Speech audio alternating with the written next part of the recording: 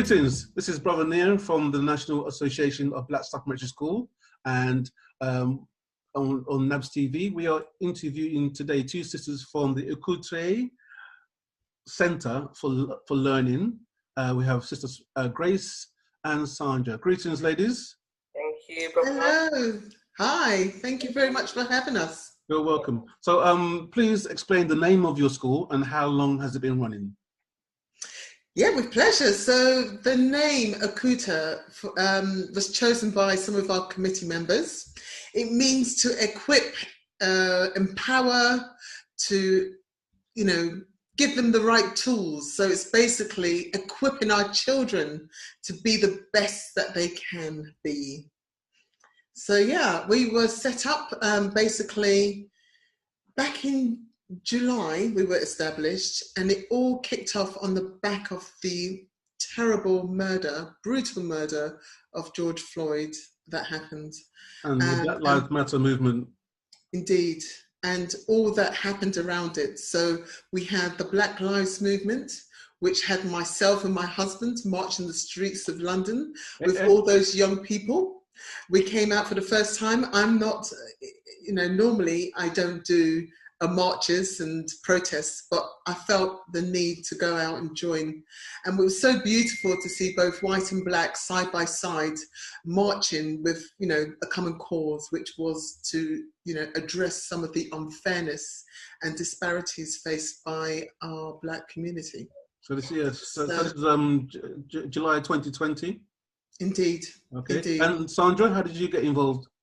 I think Grace gave a call, and at first I was like, oh, Grace, I've got so many different commitments on, it's difficult. But I think that was it when I looked to see, was it what we were going to do deeper? We were going to educate, we were going to teach the truth of Black history, we were going to teach English and maths, the core subjects from 7 up to GCSE. I said to Grace, count me in. So that's my role. So I teach as well as being one of the directors on the project, and really having a fantastic time. So yeah.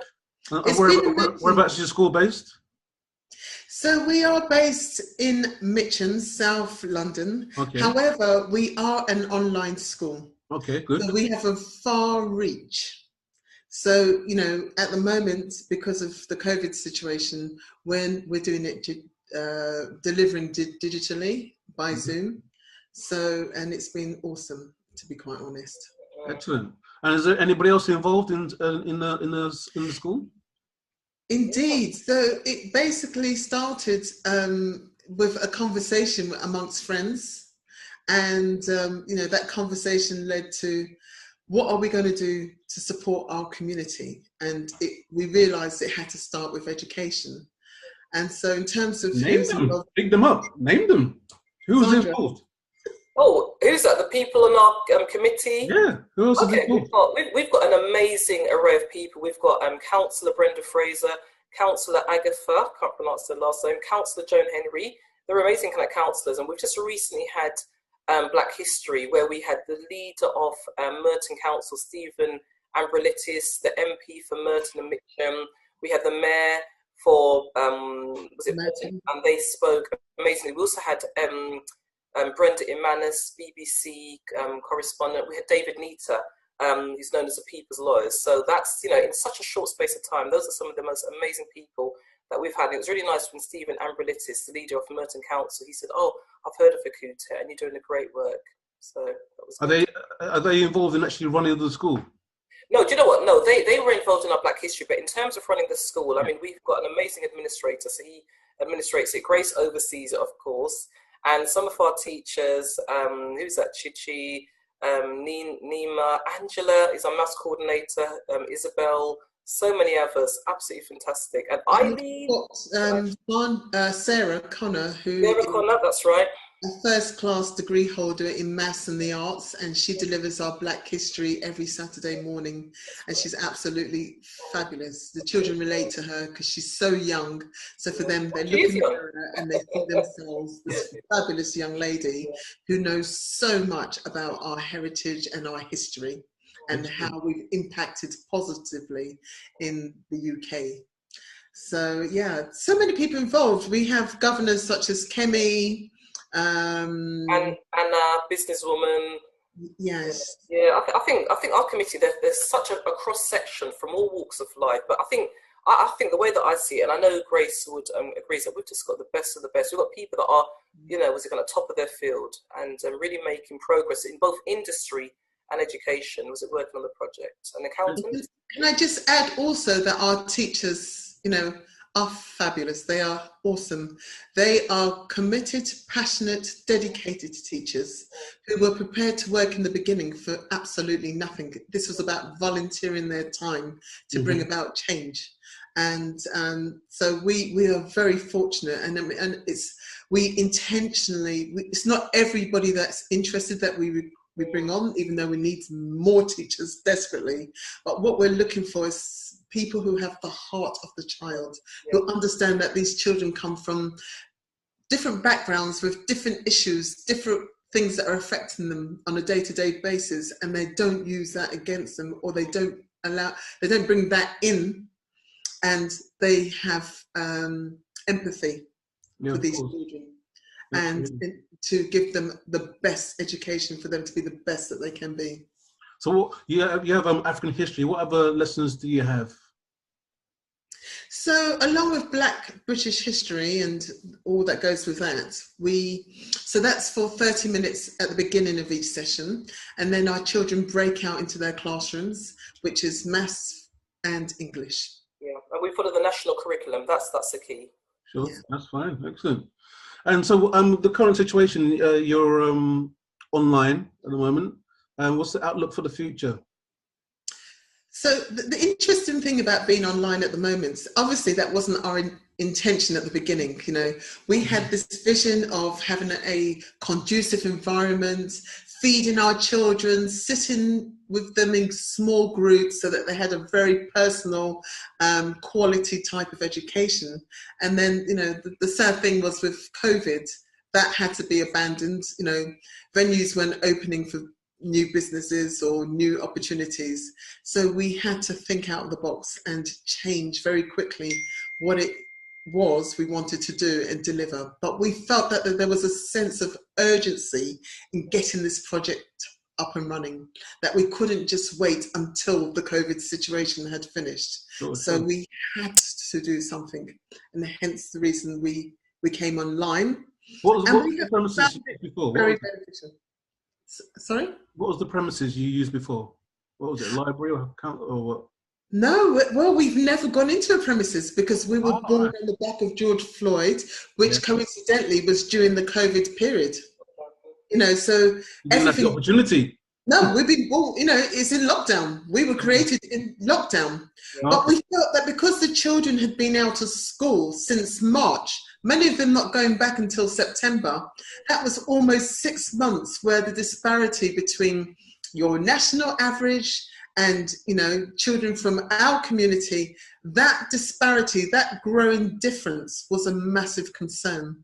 And where we've got issues in the community, such as county lines, knife on knife crime and things like this, we felt we had to do something that wouldn't, which would starve off the need for our children to feel that they had to look in other directions, and give them that ability, that feeling of that they could aspire to be the best they could academically. And can I just say one thing? I think when we were told, oh, it's impossible, people said it's impossible. I remember Grace saying, no, we are going to start, so I think that Grace has been amazing in the sense that she's been the project manager, she's really driven it. And I think some of these setbacks, no, you can't start, it's impossible, where are you going to get the children from? But they came. Oh yeah, there's always a need, Exactly. So what was some of the low points in setting up, apart from people saying that you couldn't do it? Well, obviously, we were told by people who are professionals who work within the council that it was not feasible, actually, and not probable. My time frame was totally unrealistic. And from hearing that, we were set up, registered, ready to go, launched within a month. Well done. Excellent. And so, there is nothing that's impossible.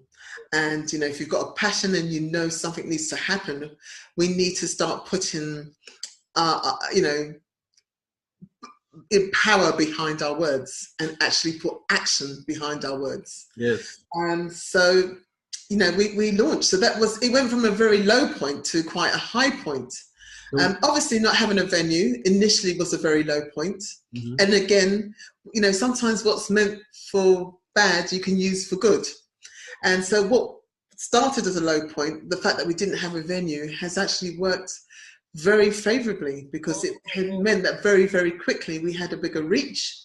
We were able to bring children who would normally, you know, where families would be anxious about the risk factor of coming face to face. More children were able to access the learning. And we've already seen their outcomes begin to change. So that was a very high point. Furthermore, the high points. Yeah, what are the high points? Yeah, the high points, we very, very quickly, we were asked, could we do something maybe for Black history, you know, asked from our perspective. Mm-hmm. And within about 3 weeks, we put on this event, which you can find through our website. You know, on YouTube, the event is posted. Mm-hmm. We put on this event, and we made a few phone calls. We called Brenda Manis. She's a renowned BBC correspondent and radio TV. Very well. Mm. And she was, yep, I'm happy, anything for the children. Dave Nita, he was amazing. He came and spoke to our children. He's a established people's lawyer, and he's a poet. And we had people, High Commissioner for Education, various high-profile people, both locally and centrally, who joined that meeting. And you know, it was so wonderful to be able to reach so many in such a short time frame. I think we had about 91 participants, not families. We're talking about, you know, registered participants. So, you know. And can I also add? I think another highlight that we have found is that because it's during COVID time and we had to work online. I think now we've got the advantage of both being on digitally when things. So when the lockdown, if you're going to come to an end, that we've got the advantage of both working digitally as well as in person. Mm-hmm. So that's really good. And we've got some teachers that live far afield, and they said that they'll be happy to continue. We've also got some students that suffer from being in classroom anxiety. So they said that they're happy to be online, and as well. So yeah, it's a win-win situation. Once the fact that you've got the ability to go online, you've got the practice, you've got the evidence, you can do it. Yeah, keep on going. Absolutely excellent. Thank you. No, it's been wonderful, and the school is free to all our families. Free? Wow, that's yes. Excellent. It's about the child. Mm-hmm. It really is about the child, and it's really about changing the narrative in this country around what Black people are. I like your focus on Black British history, because a lot of times when we do history lessons, it's always about Africans, Americans, and we tend to forget our own a lot, which I find quite infuriating. Absolutely. Black people have had a massive contribution in making Britain what it is today and shaping what it looks like even today. And that story is not often told. Yeah. And again, if you don't tell the whole story, if you take out little blocks, it's not the truth. It becomes thwarted. And I love what Michael Holdings, the cricketer, famous cricketer, and he said something like, the history is told by those in power, mm-hmm. and they shape it the way they want it to look. It is not told by those who receive the injustice or, who are victims, but mm-hmm. those who are the victimizers. So, sometimes when you don't tell the whole picture, it's not the truth. Yeah. So hence, for me, the fact that history is not really taught from a Black perspective within our community, and yet every step of history shows that Black people were involved, and you've stripped that out, not just the slavery, but what happened before and subsequently is wrong. And therefore we have a duty to teach it to our children. Absolutely. What kind of feedback are you getting from parents? Phenomenal. We have had so many positive feedbacks. for many parents, I've never seen a program like this, that is, so reachable. They're accessing this program in their front rooms, first and foremost. Secondly, there is no fee. They're not paying for it. And the quality of delivery is exceptional. I mean, we have teachers who've been in the education system for decades, in some cases. I won't say how many, because it might be giving ages away. But hey, be proud of it, be proud. Absolutely. The quality, I mean, I have the privilege and the honor of going from lesson to lesson, although I'm not physically walking the corridors. I mean, I'm opening the proverbial doors by jumping into the various breakout rooms, and I am blown away by the quality of teaching. And already we're beginning to see not only the outcomes, but the want of our children to do better. Whether it's because we have them as a captive audience, we don't have that distraction of having them sit with their friends, and therefore they're not always 100% engaged. These children are at home with their families are in the room, and they are 100% engaging. And it's just wonderful. It's absolutely wonderful. It'd be interesting to see if some of the parents are actually learning from these lessons as well. Absolutely. Myself, I have learned so much. I mean, I am walking around heads held high, thinking, wow, the things that, I had no idea that we've been on this land since the year 250 or year 300, and how we came to be in this land. It's phenomenal when you hear some of the stories. And, the fact that racism didn't really exist at one point. It's a relatively new phenomena that happened with the slavery, and, how they had to legitimize, what they wanted to do. Yeah. So, prior to that, there was no she's black, she's white. We were one people. We were, color was never an issue. Can I just quickly interject? I think the other thing that you said, Brother Naya, was it'd be interesting to see if the parents are, are learning as well. And once, we do go into a venue, what we do want to do is to do parenting kind of classes, and to, teach parents how to support their children. So it's not just a child, but we want to do a holistic approach. And we have got people lined up that, want to kind of come and teach, talk about parenting classes, how to support their children. And we want to do, training in terms of, kind of county lines, drugs, whatever, just to, kind of educate parents, just to kind of keep them informed. So, there's a low, sort of plethora of, professionals in the background, police officers, that, we'll bring on board to empower our parents and our students. So, yes. And for me, from my perspective, the one thing I want to take the opportunity to bring across is the fact that parents, you are the first teachers to your children. Yeah. It is not just your job to clothe them and to feed them and to make sure they go to bed at a reasonable time. You are the first educators. Mm-hmm. Your job did not stop when you taught them colours or the first stages of their numbers. You are the first teachers, and when you send them to school, you're sending them in to get a support to what you're doing. Because a teacher is one person to 30 children. At home, it is you and your child.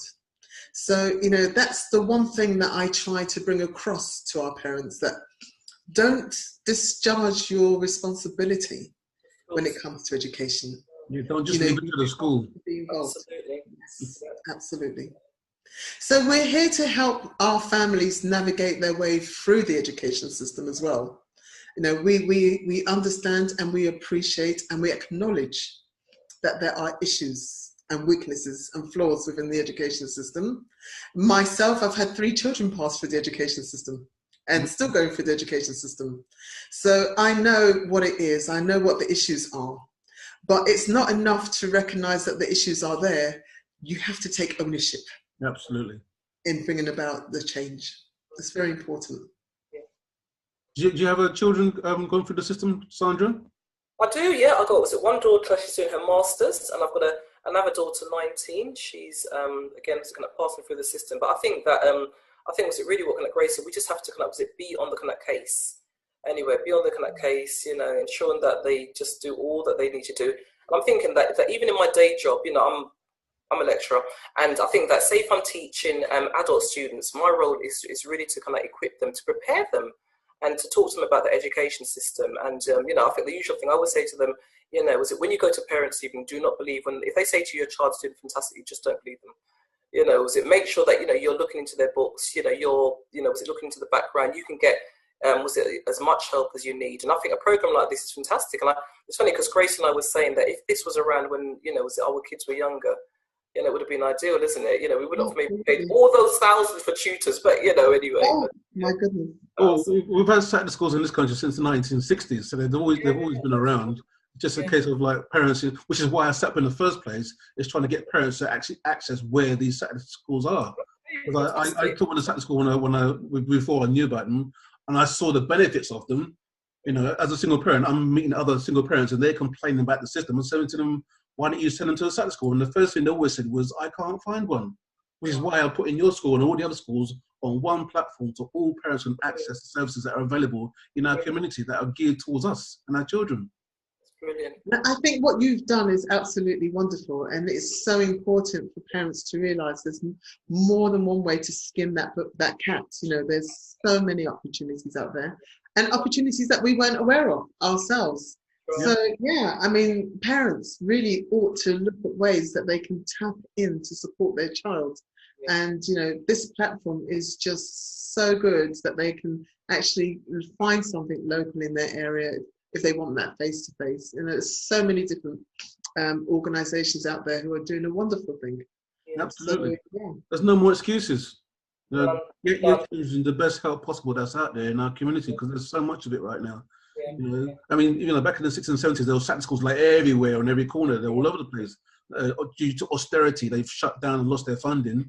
And now we've got the ability to go online now, brought on by the lockdowns, but we're benefiting from these. You know, the access is going to start spreading out further and further again. This is another revolution in the African heritage supplementary school system.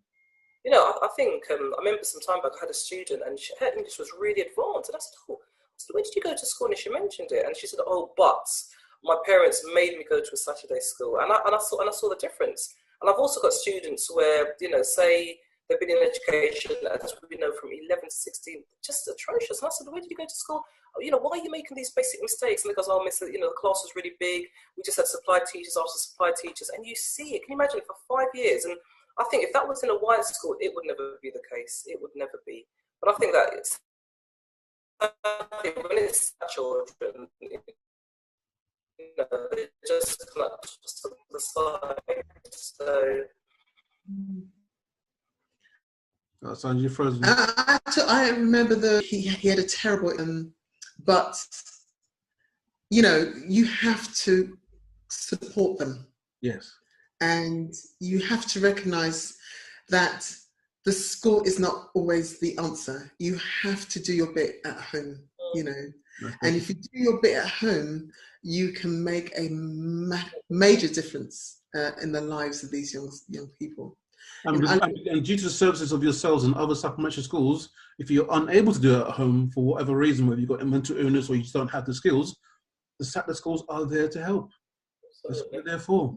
And then also home educators. Do you have any home educators involved with your school? Yeah, I don't think. Yes. Oh, there's one. There's one. No, isn't it? two. There's two. We have two children who are at home, and one of them, it just blows my mind away. I can't tell you names, obviously, but you know, to think that, you know, the system didn't work, the school system, the state school system did not work for him, and the quality of his work is superb. He is a beautiful young man who is flourishing at home, but it is such a shame that the school system wasn't there for him. It failed him. And, you know, in that instance, I'm very grateful that we're here to support those children, because it could very easily be another story, because the minute they're, you know, disengaged with education, they look for another outlet. It can very easily go downhill. Vulnerable. Absolutely. And we need, as a community now, we need to bring the village back to our children. We need to support these children navigate their way through the system. We need to, those who are falling short or falling off the rails, there has to be that communal clip around the proverbial ear. Really? Yeah. What are you doing on the streets? Get back home. Come on. We need to stop the narrative about black on black crime. When is it going to stop? When 10-year-olds is killing 10-year-olds. When we deal with it, we can't keep on relying on the police. We have to get involved. We have to deal with it. The system will only report on what's going on. They're not going to help us. They don't have the tools to help us deal with it. We have to deal with this situation from within. And as soon as we start to say enough is enough, we can turn this around. And one thing I say about our African heritage supplementary schools is that this is early intervention. Yes. This is the early intervention. So I don't know of any child, I know plenty have come through the supplementary school system. They don't get involved in that nonsense because they understand about themselves, they have self-respect and respect for their people. And they really just do not get involved in this. And it makes a magnificent, significant difference to how our children think about themselves and about other people in their community. And Akala is a testament to that. Yes, you know, his thoughts were wayward before he went to supplementary school. It completely turned his mind around. Absolutely. You know, and when these children speak to their grandparents who are heartbroken when they say, we came to make a better life. We worked so hard getting through the system, and we see our children, and they're talking about communal ownership, you know, who are dumbing themselves down, smoking whatever they feel they want to smoke, you know, not feeling that they owe society and they don't even owe anything to themselves. It's heartbreaking for them. It really is heartbreaking to say they left their homeland, came here, and their children are doing drugs or getting into crime or, you know, not refusing to stay in the education system, don't want to do the best they can for themselves.